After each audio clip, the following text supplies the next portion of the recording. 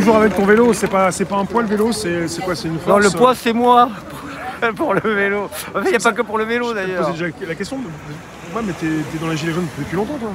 Eh bien, alors, oui et non. Et non. Moi, je les connais depuis le début, puisque j'ai rencontré Mathias, ouais. et je ne suis pas venu. Ouais. Attends, je te la roule, amigo.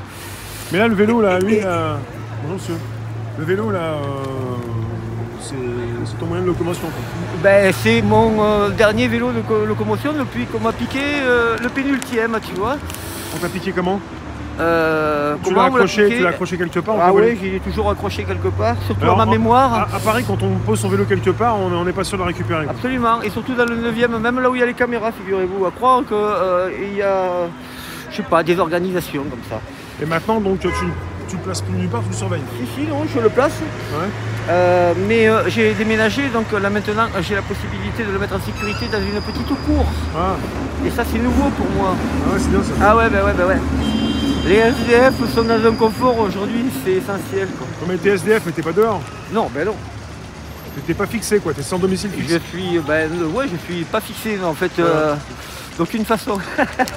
Non, mais... Et la rue, t'as déjà vécu dans la rue? Ah ouais. Mais la rue, la rue avec les pauvres. Il y a du monde. Est-ce que tu sais il y a longtemps, ouais, c'était en 80, pardon, en 2003. Est-ce que tu perçois qu'il y a plus de monde dans la rue? Oui, directement. Il y a non seulement plus de monde, mais il y a beaucoup plus de miséreux. C'est-à-dire, ce que j'entends par miséreux, ce sont les gens qui soit réfléchissent trop et on dit bon, je dégage de là et tant pis, advienne que pourra, et puis je ne veux plus voir personne. Ah, oui. Ou les gens qui ont dévié pour une raison ou une autre, souvent, comment j'appelle ça, souvent un trauma. Souvent en trauma et qui étaient des gens parfaitement normaux qui vivaient avec leur famille. Moi je me rappelle d'un mathématicien russe que je voyais faire le trottoir, faire la manche, et sa fille l'invitait au resto quand elle descendait sur Paris, et c'était très très drôle de voir cette Et lui il voulait pas quitter la rue? Mais il n'y avait rien à faire. T'es tombé dans la rue par la suite d'un trauma ou... Ah, pas du tout, moi j'ai choisi. En fait je ne suis pas tombé dans la rue, j'y suis arrivé à un moment parce que c'était un peu complexe si tu veux ma situation, mais j'ai rebondi assez rapidement. Combien de temps t'es resté dans la rue? Oh, j'y suis resté 6 mois à peu près. 6 mois en 2003. Après, il y a des personnes qui veulent pas forcément reprendre la vie comme, mais moi, je peux comme pas. les autres. Hein, ouais. Je peux pas. C'est fini. Ouais. Si je n'avais pas des gens établis depuis tout ce temps-là, ces 30 années passées à graviter et à survivre sans le mode qu'on connaît tous, à savoir la CB, la carte verte, la carte machin, le truc. Ben je te dis, c'est vraiment un travail de fond où tu dois chercher la relation parce que tu l'échanges sur autre chose. Il te faudra quand même tes 20 balles à la fin de la journée, 30 balles pour bouffer le lendemain, quoi. Donc voilà, ensuite pour l'hébergement, bon, ben, jusqu'à présent, soit j'arrivais à trouver des petits loyers que j'arrivais à régler en espèces, soit ce sont des gens qui m'hébergent à titre gracieux. Et bon, ben, ils ont une pièce, ils ne savent pas quoi en faire, je l'ai et je vis là-dedans, quoi. Tu connais, là t'es hébergé, oui. Tu sais dans combien de temps tu dois quitter ou... Là non. C'est pas forcément acté. En fait, là chez la personne chez qui je suis, elle m'embêtera pas avec ça, quoi. La dernière, elle m'a dit en décembre, elle m'a dit bon, il faut que fin janvier t'es dégagé, donc fin janvier j'ai dégagé. Et à ce moment-là, cette personne m'a dit tiens, je vais avoir une loge que je fais rien, si tu vas la prendre. Et puis merci madame. Merci Victorien. Non mais voilà, c'est aussi parce que j'accompagne des gens depuis de très nombreuses années dans toutes leurs démarches. Parfois je leur fais des bricoles, parfois je leur donne des conseils. En fait, bon, c'est pas parce que je suis à la rue que j'ai rien derrière. C'est juste un choix. J'ai monté 4 entreprises en étant à la rue, quoi. Mais est-ce que quelque part tu as un regard, peut-être des fois, où tu as eu un regard un peu sombre? Est-ce que quand je te dis, des fois on dit les gens sont des chiens, est-ce que tu es d'accord avec ça? L'homme est un loup pour l'homme, mais je dirais non, en fait, oui, alors, les voleurs, ça c'est sûr que c'est ma bête noire, c'est le voleur. Ouais. Mais pour moi, les gens ils sont ni chiens, ni cons, ni sots, ils ont juste pas la connaissance propre à leur plein épanouissement ne leur est pas transmise.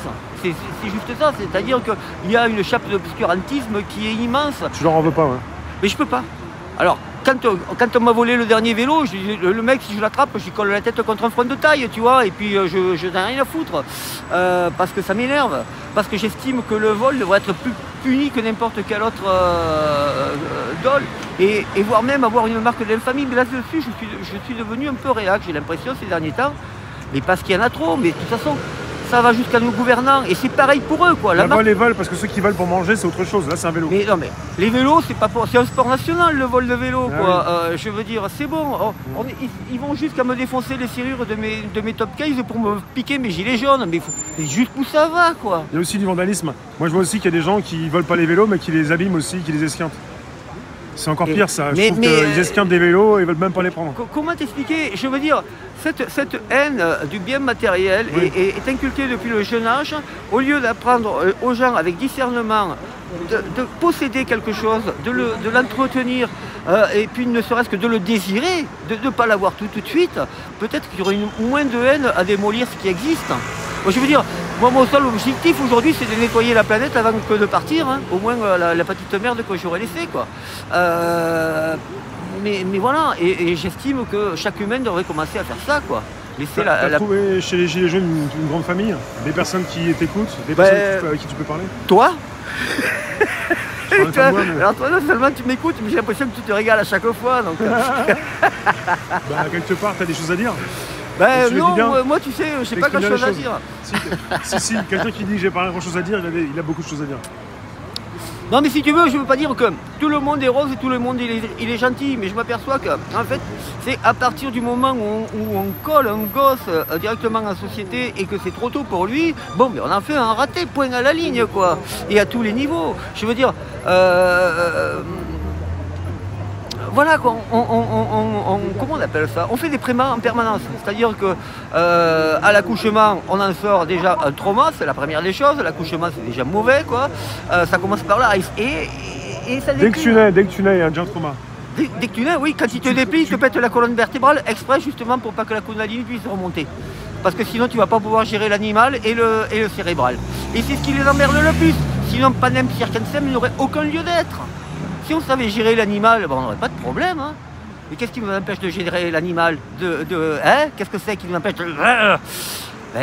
La religion, tout connement. La religion, ça limite le haut de la ceinture et le bas de la ceinture. Tout ce qui est en dessous, c'est tabou. Donc comment veux-tu, après, quand tu fais une éducation sexuelle d'un truc qui est tabou à un troll, il n'aille pas faire un abus de pouvoir sur le troll en face? Où est le bon sens, quoi? J'aime bien ce que tu me dis parce qu'on est dans la rue et il y a beaucoup de choses qui se font dans la rue. Et pour tous ceux qui veulent légiférer, qui veulent nasser, qui veulent bloquer, ils sont pas vraiment souvent dans la rue, c'est pas leur endroit préféré. Mais ils ont peur de la rue. Seuls, quoi. Ils ont peur des gens. Bien sûr, bien sûr. Mais j'ai passé beaucoup d'années agoraphobe aussi. Hein. Ouais. Oui, c'est ce qui m'a fait me sortir complètement du circuit aussi à un moment. Je veux dire, le fait ne serait-ce que d'entrer à la sécurité sociale pour aller demander une carte verte. Carte verte? La carte verte, la carte de sécurité sociale. Oui, la carte verte. Sécurité sociale. Bah oui. La SS, comme je dis bien maintenant. Oui. La SS moderne. Mais ça me, c'est 3 semaines de réflexion, un nœud au ventre avant d'entrer, des vomissements et des diarrhées pour entrer. T'étais vraiment obligé d'y aller? Ben oui, parce qu'ils ne voulaient pas me la donner. Et de toute façon, je ne l'ai toujours pas eu. Alors donc, t'es français? Ouais. On est tous, on a tous le numéro de sécu. Ouais. Avec ou sans carte?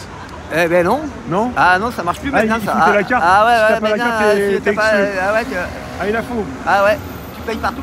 T'as pas la carte. Ouais, il faut faire des démarches pour justement montrer que t'es né en France, que t'es français et que... Alors attends, non, l'abus direct de la sécurité sociale, c'est qu'il t'oblige à avoir la carte d'identité, qui elle n'est pas obligatoire dans ce pays. Ah oui? Ben oui. Il faut que tu aies une carte d'identité? Oui.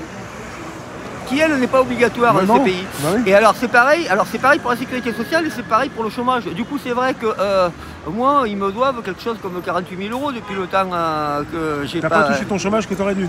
Ouais. Parce que t'avais pas la Parce que j'avais pas de carte d'identité. Mais et en fait, en France... Il y a des arriérés que tu peux récupérer maintenant encore ou pas? J'en sais rien, tu sais quoi? Bah si, il faut récupérer ton pognon. Oui, non mais qui il se faire enculer, je veux dire... Ah, t'es sévère là. Ah non mais, ah oui, non mais... Même... Si c'est à toi. Mais qui c'est à moi? C'est pas à moi, quoi. C'est à nous, quoi. Je veux dire, à la limite... tu peux le récupérer pour le proposer à d'autres, je sais pas. Moi. Mais si j'avais gagné ça pendant que je travaillais, j'aurais pas été emmerdé. C'est ça, c'est ta quotidienne, hein?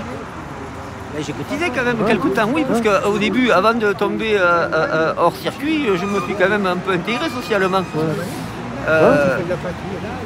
Ouais, la peinture, c'est la peinture jeudi, non c'est jeudi. J'étais dans des travaux comme les tiens, mais plutôt sur support papier, tu vois.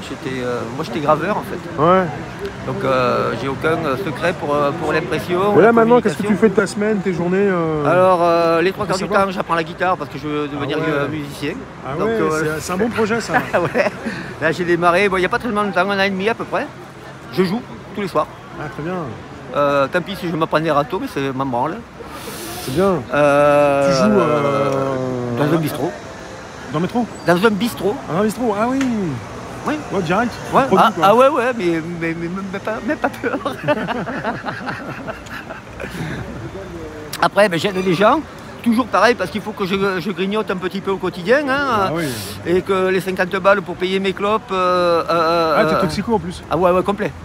Plus au shit qu'au clope d'ailleurs. Mais j'y voue de vraies vertus thérapeutiques. Tu peux rire. J'aime bien parce que je te dis, t'es toxico directement, t'embrayes. Ah mais oui, qui me choque, Lucky.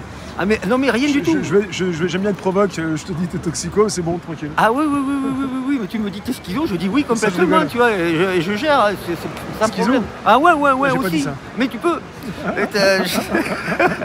Non mais sinon, je serais encore en quête d'identité si j'étais pas schizo, dire ah ouais je suis Christophe Miglier, appelez-moi comme ça. Non, quand je n'ai rien à branler, je m'appelle Lucky. Je veux dire mon identité sociale. Lucky comme les clubs. Ouais mais avec un Q. Ah oui. J'ai LUQY. avec un Q. Ouais, LUQY en fait. Ah ouais. Tu t'es mis un Q toi. Ouais, parce que au cas des Kings, j'ai toujours préféré le Q des Queens, très honnêtement. Donc en 94, je faisais une expo, c'est à peu près la même année que tout ça m'est arrivé d'ailleurs. Ouais. Je faisais une expo avec un groupe de gens, j'avais jamais peint, alors, donc j'ai appris à peindre. Et il fallait que je signe, et donc j'ai commencé à réfléchir, ça me faisait chier, Lucky, paquet de clopes, ça me faisait vraiment chier, tu vois. Donc j'ai dit par quoi je peux changer, donc je connaissais un peu les Qigong, ça s'écrit Qigong, j'ai commencé à prendre le Q, j'ai mis le Y, et j'ai dit tiens, hop, j'ai trouvé mon nom d'artiste, Nickel Michel, quoi. Donc j'ai fait mes expos, et puis après c'est parti, comme d'habitude, pour certains à souvenir du groupe, et pour d'autres à la flamme. En fait, j'ai jamais trop regardé ce que je fais. Ça m'intéresse pas. Une fois que c'est fait, c'est terminé. Je veux dire, quand j'ai appris l'informatique, j'ai appris jusqu'où j'avais besoin de savoir pour vivre largement tranquille. Une fois que ça a été terminé, je dis adieu, je suis passé à autre chose. Et Lucky, quoi qu'il arrive, de toute façon, la rue, elle est à qui? La rue, elle est à nous, la rue. C'est qui le boss? Non, mais... Voilà, c'est ce que me dit une amie. Toi, on voit que tu as été élevé au jus de la rue. Mais en fait, je veux dire, quand je me lève le matin, si j'ai besoin de bouffer, je vais au premier bistrot, je demande à n'importe quel artisan, je dis si tu as besoin d'un menuisier, d'un agenteur, d'un machin, je lui fais sa journée et j'ai de quoi bouffer le soir. Ouais. Et ça, c'est un don. C'est-à-dire que ce que j'ai cultivé en dehors de l'école, en dehors du social, en dehors de tout ça, c'est savoir bosser de mes mains, faire travailler ce qui me reste comme crème à l'intérieur. Tu peux dire que tu as réussi quelque chose. Ah, je suis un SDF qui a réussi. Ah, je suis un SDF parvenu. Mais tu sais te débrouiller, tu es indépendant, tu peux arriver à gagner ta croûte. Ah mais oui, mais même tu me mets dans 10 hectares de prairie pendant un an, l'année d'après, il y a de quoi bouffer pour une famille. Donc tu es indépendant quelque part. Mais oui, mais de toute façon c'est ce qu'on devrait cultiver à l'école. Il faut arrêter l'interdépendance et vas-y, si tu fais pas ça, t'as pas si, et les affects et les machins et les trucs, c'est bon quoi. Ouais. C'est bon quoi. De toute façon, bon, je te dis, le trauma que j'ai vraiment vécu, parce qu'il faut parler de trauma vu qu'on en parlait tout à l'heure, moi le trauma que j'ai vraiment vécu, il était à 6 ans et demi, c'était face à ma maîtresse. Enfin, pas ma maîtresse, pas comme Macron. Hein. Quand tu étais jeune ouais, mais quand j'étais enfant, à 6 ans et demi, c'est pas vieux. Hein. T'as eu quoi en 6 ans et demi? Un trauma par ma maîtresse. Elle t'a engueulé, elle t'a mis au point? Une baffe? Un viol? Suffisamment assez pour que je n'ai plus confiance dans les adultes et que j'arrête d'apprendre à l'école et que j'arrête d'écouter les parents. Oh là là. Comme ça, c'était assez. C'était assez violent. Pour un enfant de 6 ans et demi. Ouais, mais voilà, c'est pire comme viol pour un enfant de 6 ans et demi en fait. Et parce que et lui. Après tu pouvais plus continuer l'école ou... Ah mais après ça a été terminé. Je me suis réfugié dans l'autisme jusqu'à ce que j'arrive à Paris avec 4 ans. Ouais. Alors pas l'autisme complet, mais ça a été terminé. Je n'ai plus rien glandé à l'école, j'ai attendu que le temps passe et à côté de ça j'apprenais pour moi quoi. Et j'apprenais pour mes passions. Et une c'était l'imprimerie. Et je suis devenu imprimeur. Normal. Ouais, t'as un gros CV quoi. T'as des grosses valoches quoi. Ah mais de toute façon, il vaut mieux les avoir en inox que trop boursouflés hein, aujourd'hui. C'est-à-dire, il faut... attends, le nombre de fois où on m'a dit mais Lucky, mais t'es complètement taré, t'es complotiste, t'es machin. Et puis attends, mais ça date pas d'hier, hein, ça date des années 80. Hein, Mitterrand venait juste passer, j'étais en train de dire à un mec, arrête, tu veux pas m'aider, je suis sur un projet de turbine un peu particulière, tu veux pas m'aider. Je te promets, c'est gratos et c'est à vie. Oh mais tu es complètement taré, tu connais pas les 4 lois de la thermodynamique, etc. etc. Je veux dire, tout le monde m'a servi des leçons. Alors du coup, pendant un grand nombre d'années, j'ai appris à ronger mon frein. Mais comme c'était mon lot étant jeune, étant adulte, ça ne me fait plus rien. Ça, c'était un alexandrin au passage. Ah, ça va, quoi. Et t'as qui, la rue? Et donc, pourquoi je te racontais ça? Oui, donc, je veux dire, aujourd'hui, je suis vacciné. Ouais. En fait, après, maintenant, c'est vrai que c'est traumatisant d'avoir eu une enfance complètement déplombée de l'affect, de ne pas avoir, ne serait-ce qu'on te prenne la main une seule fois, ouais. tu vois, où toujours, tu sais que tu es rejeté. Alors, effectivement, quand tu es marmot, quand tu as 6 balais, tu pleures tous les soirs. Mais quand tu as 30 piges, tu vois, tu as autre chose à foutre, je te le garantis. Hein. La vie passe vite. Et oui, et oui, elle passe trop vite. Mais en fait, même pas trop, mais je veux dire, je regrette pas un seul instant de mon existence, mais pas un putain. En revanche, oui, le travail que j'ai fait pour outrepasser ce que je dirais, l'aspect trauma et programmant en échec. C'est pas la même. T'as qui la rue? Et oui, ça c'est un travail de fond, mais bon, je veux dire, c'est pour moi, ça reste quand même quelque chose qui est à la portée de chacun. Et de toute façon, avec mes idées un peu subversives, pour moi, la santé est préventive et pas curative. Je le dis, je le redis. Si on s'occupe d'un homme, que ce soit effectivement aussi bien en vitamines, en alimentation, etc., du plus jeune âge jusqu'à la fin de son adolescence, globalement, il ne se passera jamais rien pour lui dans son existence. Il n'y a pas de raison qu'il s'attrape une maladie, sauf si on commence à faire du stress à sa psyché. Alors ça veut dire que la psyché, elle n'est pas assez solide. Mais comment peut-on faire des gens frêles de la psyché sortis de l'école avec un bac? Merde! Et alors les gens, tu les vois comment? Ils sont quoi? C'est des feignasses? Ils ne veulent pas faire d'efforts? C'est leur faute? Ils doivent se prendre en charge? Ils sont programmés pour ça. Ils sont programmés par leur croyance. C'est pas complètement de leur faute forcément. Mais non, un peu. Ils peuvent pas le voir. Mais de toute façon, je veux dire, on va toujours vers la solution de facilité. Un humain n'aime pas trop sortir de sa zone de confort. Voilà. Alors tu vois, moi je fais un effort incommensurable là pour te parler à la télé. Là, bonjour la télé. Et c'est pas la télé. C'est pareil. Non, c'est pas pareil. Et mais c'est vrai que toujours pareil, quand je suis dans mon intimité, ben, je me cale dans ma zone de confort et puis je ne déroge pas à l'humanité qui m'habite. Mais en revanche, ce qu'il y a, c'est que je suis un agité du bocal, donc dès que je me réveille le matin, il faut que je passe à l'action. Agité du bocal, c'est ce que la société et les gens en masse te disent ou te renvoient. Oui, mais pour nous ici, t'es pas agité du bocal, t'es humain quoi. Ben, un humain est un peu agité du bocal. Je veux dire, t'expérimentes un humain. Je veux dire, t'es un affranchi. On me dit, t'es vieux. Non, j'ai 14 ans, avec 46 ans d'expérience. Mais j'ai su garder cette âme d'enfant. C'est-à-dire que je suis curieux comme un pot de chambre. Et je ne m'arrêterai jamais, quoi. Et tant que j'aurai ce souffle-là qui va m'habiter, de toute façon, la retraite, je m'en contre-tamponne, tu vois. C'est clair, j'irai déboucher des chiottes dès demain matin. Je m'en fous. Ou écrire un article de loi, je m'en branle. Faire de la musique dans des bars. Et faire de la musique dans des bars. Et oui, j'ai pris option Gozès. Parce que c'est un CAP en 2 ans. C'est vrai? Ouais. Il y a ça aussi? Donc. Ah bah tant qu'à faire, autant se faire plaisir.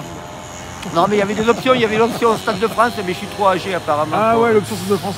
T'as préféré l'option Gonzès? Ouais, direct, bah ouais. Gonzès Bistrot. Ouais. Il faut, et, tu vois, après voilà, c'est aimer les choses qui restent à leur portée. Lucky 4x4 tout terrain. Voilà, c'est ça, 4x4 breton, 4x4 breton. Voilà, c'est garder les choses à sa portée, quoi. Et moi, c'est vrai que j'aime ça. Merci de blabla à moi, les souscriptions. Lucky, en fait, on voit pas le temps passer avec toi. Hein. Et là, tu fais tout le parcours avec nous, avec les autres? Ben ouais, parce que je dois récupérer des brochures pour les exposer justement à mon bistrot, pour commencer à lancer un peu de communication sur la. Ah, tu fais ta com? Mais la vôtre. Ah, les brochures pour les brochures pour qui? Mais pour le CNT. Le CNT. Pour Eric. Ouais, le Conseil national de transition. Oui. Là, on voit que tu as un petit badge. Donc, tu es politisé un peu ou pas? C'est de la politique ou pas ça? Alors comme je dis toujours, c'est ce que j'ai écrit sur mon profil Facebook, je crois, non pas Facebook, j'y suis pas, mais TikTok, ouais TikTok. T'es sur TikTok? Ouais. Ça marche bien? Ouais, direct. Ah ouais, je m'éclate. T'as mis quoi? Et d'ailleurs, il faut que je fasse le live de départ là. Ah, tu fais un direct en plus dès le départ sur TikTok? Ouais. Tranquille. Bah ouais. Ok, bah t'as mis quoi sur TikTok? Hein? Mis Donc quoi? j'ai mis que j'étais, attends, un ultra centriste, un ultra modéré radical, extrémiste du centre.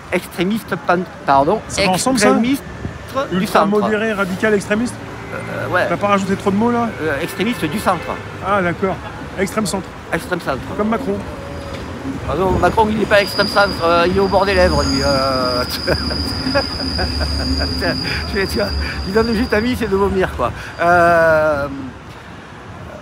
Non, en fait, la politique pour moi c'est pareil quoi. Ça veut dire, politique c'est l'organisation de la vie de la cité et toujours en vertu des bons vieux principes.